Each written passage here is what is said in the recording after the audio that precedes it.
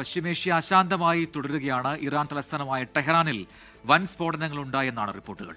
മാനുഷിക സഹായം ശേഖരിക്കാൻ ഇന്ത്യയിലേക്ക് പറക്കാനിരുന്ന ഇറാൻ വിമാനം അമേരിക്ക തകർത്തു. ഇറാൻ പാർലമെന്റ് സ്പീക്കറുമായി ചർച്ചയ്ക്ക് ശ്രമിക്കുന്നുവെന്ന് US പ്രസിഡന്റ് ഡൊണാൾഡ് ട്രംപ് പറഞ്ഞു. യുദ്ധം 4 മുതൽ 6 ആഴ്ച വരെ നീണ്ടേക്കുമെന്ന് വൈറ്റ് ഹൌസ് വ്യക്തമാക്കി. ഹോർമുസ് കടലിടുക്ക് തുറക്കാതെ തന്നെ യുദ്ധം അവസാനിപ്പിക്കാൻ ട്രംപ് ശ്രമിച്ചേക്കുമെന്ന് the Wall Street Journal report ചെയ്തു. ഇറാൻ തലസ്ഥാനമായ ടെഹ്റാനിലും ആണവ കേന്ദ്രം സ്ഥിതി ചെയ്യുന്ന ഇസ്ഫഹാനിലും അമേരിക്ക കനത്ത ആക്രമണം അഴിച്ചുവിട്ടതായി റിപ്പോർട്ടുകൾ. ഇസ്ഫഹാനിലെ ആയുധ ഡിപ്പോകൾക്ക് നേരെയുണ്ടായ ആക്രമണങ്ങളുടെ ദൃശ്യങ്ങൾ ട്രംപ് സമൂഹമാധ്യമത്തിൽ പങ്കുവച്ചു. 907 കിലോഗ്രാം ബങ്കർ ബസ്റ്റർ ബോംബുകൾ ഉപയോഗിച്ചായിരുന്നു ആക്രമണം നടന്നത്.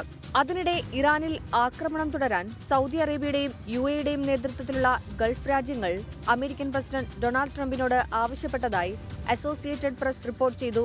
ഇറാൻ യുദ്ധത്തിന്റെ സാമ്പത്തിക ഭാരം വഹിക്കാൻ പശ്ചിമേഷ്യയിലെ അറബ് രാജ്യങ്ങളുടെ സഹായം തേടാൻ ട്രംപ് ആഗ്രഹിക്കുന്നതായി വൈറ്റ് ഹൌസ് വ്യക്തമാക്കി. യുദ്ധം 4 മുതൽ 6 ആഴ്ച വരെ നീണ്ടേക്കുമെന്നും വൈറ്റ് ഹൌസ് പറഞ്ഞു.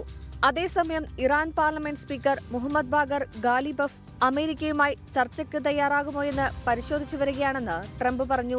എന്നാൽ രാജ്യത്തിനുണ്ടായ നാശനഷ്ടങ്ങളിൽ നഷ്ടപരിഹാരം വാങ്ങാതെ യുദ്ധത്തിൽ നിന്നും പിന്മാറില്ലെന്ന് ഇറാന്റെ സൈനിക ഉപദേഷ്ടാവ് മൊഹ്സൻ റസായി വ്യക്തമാക്കി. അതിനിടെ മാനുഷിക സഹായം ശേഖരിക്കാൻ ഇന്ത്യയിലേക്ക് പറക്കാനിരുന്ന ഇറാൻ വിമാനം അമേരിക്ക തകർത്തു.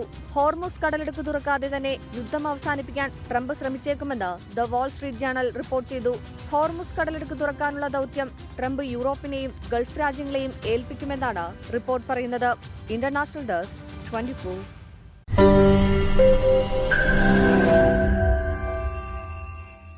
ലോകത്തെവിടെയായാലും ഏത് സമയത്തും 24 വാർത്തകളും ഓഗ്മെന്റഡ് റിയാലിറ്റി പാക്കേജുകളും എക്സ്പ്ലെയിനറുകളും വിശദമായി കാണാൻ ഞങ്ങളുടെ യൂട്യൂബ് ചാനൽ നിങ്ങൾക്ക് സബ്സ്ക്രൈബ് ചെയ്യാം.